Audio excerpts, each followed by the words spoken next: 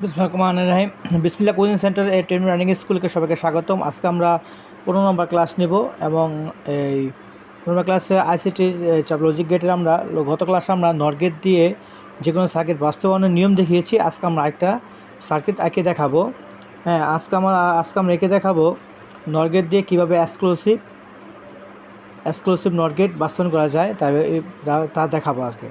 কারণ আমাকে জানতে হবে যে এক্সক্লুসিভ নর গেট এর মান কত। নর গেটের সমীকরণটা কি? যেমন এ bar B bar plus A B, এবার B bar plus A B, মানে এ বার প্লাস বি বার এ বিকে আমাকে নর গেট দিয়ে বাস্তবায়ন করবো। তো আমাদের নিয়ম অনুযায়ী নর গেট দিয়ে বাস্তবায়ন করার আগে আমার সমীকরণটাকে ভাঙতে হবে, ভেঙে আঁকার জন্য রেডি রাখতে হবে। দেখো আমাদের নিয়ম অনুযায়ী এই যে আমার সমীকরণে আমাদের নর গেট আঁকতে গেলে আমাদের বলছেন গুণের উপর ডাবল বার নিয়ে আসতে হবে। এই যে গুণের উপর ডাবল বার নিয়ে আসছি। তারপর নিয়ম অনুযায়ী গুণ উঠিয়ে যোগ করতে হবে এবং নিচের বারকে ভেঙে ফেলতে হবে, ভেঙে দুজনকে ভাগ করে দিতে হবে। তো ওই যে আমরা আগে গুণ উঠালাম, গুণ উঠিয়ে যোগ করলাম, এ পাশে একই কাজ করলাম। এখন আমাদের নিয়ম কি? নিচের বারকে ভাঙবো, নিচের বারকে ভেঙে অর্ধেক করে দিব। এই যে নিচের বারকে ভাঙে অর্ধেক করে দিলাম। নিচের বারকে ভাঙার কারণে আমাদের এখানে কি যোগ চলে আসছে। গুণের উপর যে বার থাকে, বারটাকে ভাঙলে সবসময় আমাদের মনে রাখবা যোগ চলে আসছে মানে অর গেটে চলে আসবে। যোগ মানে কি অর গেট চলে আসলো। এরপর আমাদের উপরে বারটা থেকে যাবে, উপরে থেকে যাবে, উপরে থেকে গেছে। আচ্ছা, এরপর আমাদের সূত্র নিয়ম অনুযায়ী ডাবল বার থাকলে বা ডাবল বার নেগেটিভ পজিটিভ হয়ে যায়। এই যে পজিটিভ মানে প্লাস হয়ে যায়, যে প্লাস হয়ে গেল, উপরে বার চলে গেল, প্লাস এ প্লাস বি। এখানে সিঙ্গেল বার থেকে বারগুলো কি থেকে গেল। তারপরে কি বলছে আমাদের প্রাপ্ত সমীকরণ, যে সমীকরণ আমরা পেয়েছি এটার উপরে পুনরায় আবার যোগের উপর ডাবল বার টানতে হবে।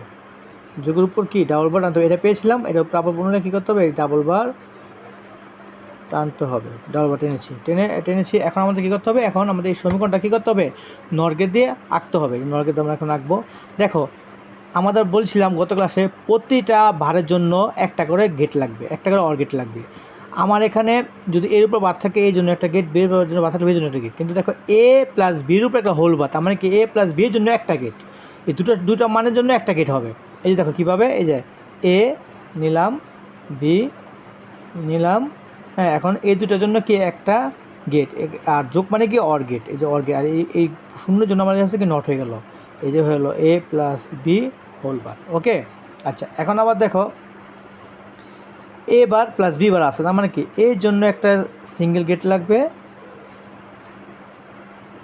বির জন্য একটা সিঙ্গেল গেট, কারণ দুটোর উপরে আলাদা আলাদা বাদ দেওয়া আসতে। মানে আমি কি বলছি, প্রত্যেকটা ভারের জন্য একটা করে অর গেট লাগবে। এই যে এর জন্য একটা গেট, বির জন্য একটা গেট, কারণ দুটোর উপরে আলাদা আলাদা ভার আছে। এখন দেখো এ বার আর বি বার কী হয়েছে, আবার যোগ করে একটা হোল বার নিয়ে আসছে। তার মানে কি এই দুটোকে আবার আমাকে কী করতে হবে? হোল বানানোর জন্য আমার কী করতে হবে? যোগ করতে হবে। এই যোগ করলাম মানে নর গেট নিয়ে আসলে। তো এখানে কী হয়েছে, আমরা এ বার, এখানে হয়েছে আমরা বি বার, এই কী বললাম আমরা A plus A bar B bar whole bar. এখন দেখো এই যে এ বার আর বি বারটা কী করছে? যোগ করছে। যে এ বার আর বি বারটা কী হয়েছে? যোগ হয়েছে না? এই যে এখানে আমার এই দুটোকে আবার যোগ করবো, আমরা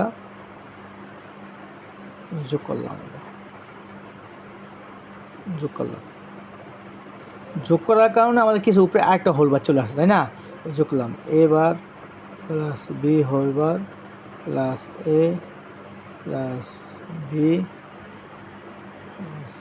বার হোল বার। ঠিক আছে, এখন দেখো উপরে আরেকটা হোল বার আছে। এই আরেকটা হোল বারের জন্য আমাদের কি এখানে আরেকটা গেট নিয়ে আসতে হবে। এই যে আরেকটা অর গেট নিলাম। এখন আমাদের মান বের হবে কি, এটা সমীকরণটা কী বের হবে? এটা A plus B whole bar plus A plus A bar B bar whole bar, আর ওই যে এটা রাখলাম, আর এই গেটের জন্য আরেকটা বার রাখলাম। এইগুলো আমাদের নর গেট দিয়ে এক্সক্লুসিভ নর গেট বাস্তবায়ন করে দেখানো হলো। সবাইকে ধন্যবাদ সঙ্গে থাকার জন্য, আমাকে সাপোর্ট দেবে।